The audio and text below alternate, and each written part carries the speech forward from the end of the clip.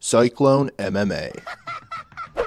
I want to talk about Sean O'Malley versus Petr Yan. This is a fight that's taking place later down the road in October. It's taking place at UFC 280 on October 22nd. And this is a fight that on paper isn't competitive.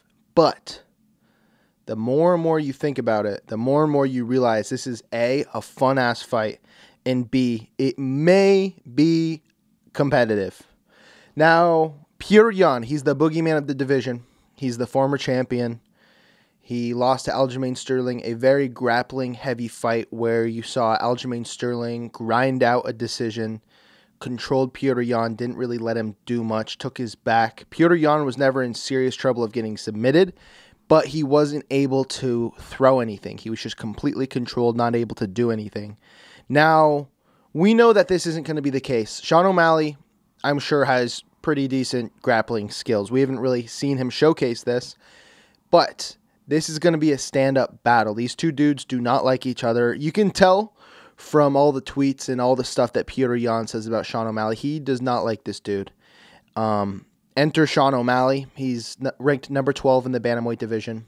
By the way, Petr Yan ranked number 1. So a win over Petr Yan almost guarantees a title shot for Sean O'Malley. He's already a superstar. He's criticized often by UFC fighters because they say he picks his fights and he hasn't fought any real competition. He's young, he's a prospect, and he's finally working his way up. But is he biting off more than he can chew? We're going to find out in a couple weeks. The interesting thing is you got Sean O'Malley, who's this star. He's this young kid. He's this stoner who just kind of does flashy stuff. He's an internet personality, and he's going up against the fucking boogeyman. But what's weird is the jumping competition, right? Sean O'Malley finally had some serious competition. He was going to fight ranked number 8, Pedro Munoz. They shared a round together, and then there was like an eye poke incident that Sean O'Malley says is like, he says Pedro was playing it up. I don't think this is true. I think Pedro is a badass. We've seen that from his career. He's fought some killers. But we didn't see a ton from that fight. It was very even, very... I don't even want to say back and forth because there just wasn't a lot of offense shown in that fight. But we know at least that Sean O'Malley can survive one round with a top 10 opponent. That's the only thing that fight showed us. Now, what's interesting is he's fighting the boogeyman. He's fighting Petr Yan. And if you look at the lines, I think Petr Yan's a minus 300 to win. This is, a big favorite, but it's still respectful of Sean O'Malley's abilities because Sean O'Malley can bang. Sean O'Malley's gotten a lot of finishes, and Sean O'Malley is a damn good striker, and he is very long and tall for this division. And Petr Yan's like a fairly small guy. I don't know what the difference in height is. I imagine it's 4 to 5 inches in terms of height. I don't know about reach. But if Sean O'Malley can use that reach, pick Petr Yan apart, win a couple rounds, I should also check and see if this is a 5-round or 3-round fight because I'm not sure. And that does make the difference too because Sean O'Malley can win 2 rounds, especially Petr Yan. In all of his fights, it seems he starts slow at the very beginning. The first round of the first Aljamain Sterling Petr Yan fight, I think Aljo won. I know Corey Sandhagen, when Petr Yan fought him, I think Sandhagen won that round. And I want to say with Aldo too. I think Aldo won the first round. The first round, it seems like Petr Yan downloads information and just doesn't tend to throw all that much. But this isn't a main event. This isn't a co-main. So it's going to be a 3-round fight. So when you think about that now, 3 rounds, Petr Yan tends to give away the first round. I'm not saying he's going to do that in a 3-round fight, but it makes it a little more interesting. You think about the length of Sean. You know how good his striking is. We know how good Petr Yan's striking is. All I'm saying is if somehow Sean O'Malley pulls off a win, if I had money, I'd put it on Petr Yan. I think he's the sure bet to win. But what if Sean O'Malley wins? What if ranked number 12 Sean O'Malley, who hasn't really fought anyone in the top 10, wins against the number 1 guy in the division? And then he's just lined up for a title shot, whether that be TJ Dillashaw or Aljamain Sterling, who's fighting on this card as well.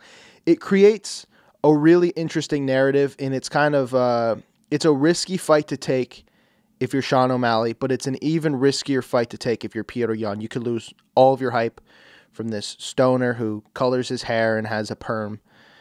It's really, really interesting. I'm really looking forward to this fight. I don't really know how to break it down further than what I've already said. All I want to say is this is a fight to watch because something really special can happen. You can either have Sean O'Malley getting exposed. He's not really exposed. He's fighting the boogeyman of the division, an absolute beast. But this could be a huge coming out party for Sean O'Malley, someone who's not really getting a lot of love from the fighters, not getting a ton of love from the true hardcore MMA fans, I'd say. He's got his niche audience, and he's got his fans and fanboys and fangirls, but this is going to be a fun-ass fight, and we might see this stoner hippie dude just beat this beast. And I'm looking forward to it. Again, I'm picking Petr Yan to win this fight. I'm going to have a further breakdown on this probably further in the future. But it is an interesting fight nonetheless. So I guess that's it.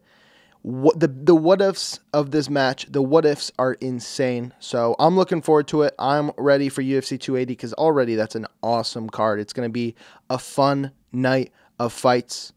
But yeah, guys, I hope you enjoyed this video where I basically just rambled on about these two fighters and the what-ifs of this matchup.